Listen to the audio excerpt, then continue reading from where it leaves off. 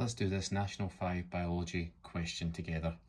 This question is number 5. It's describe the breakdown of glucose in animal cells when oxygen is present.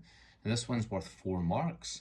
Now the 4 mark questions are the extended response questions where you're expected to give a lot more detail in your answer and to give a minimum for 4 marks, a minimum of 4 points.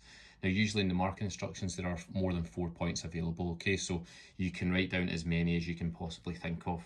Now for this particular question, the breakdown of glucose in animal cells when oxygen is present, these are the key facts. We would first of all say that glucose is broken down into 2 molecules of pyruvate.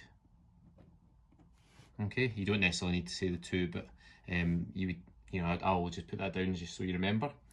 Then the second stage, pyruvate, is then further down in the presence of oxygen. Okay, but it tells us in the question oxygen is present, so there's no need to write it here. Broken down into carbon dioxide and water. Okay, and again, I would just write out the full names in the exam rather than doing the symbols there. Now, this first reaction here releases energy. So energy is released to yield a large number of ATP.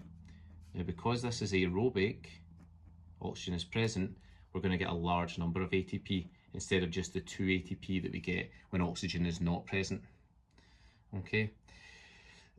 You then talk about the locations of respiration. So respiration begins,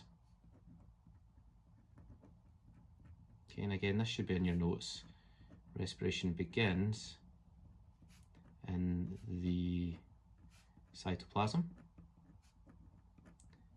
and because this is aerobic respiration, oxygen is present, it's going to be completed in the mitochondria. Completed in the mitochondria.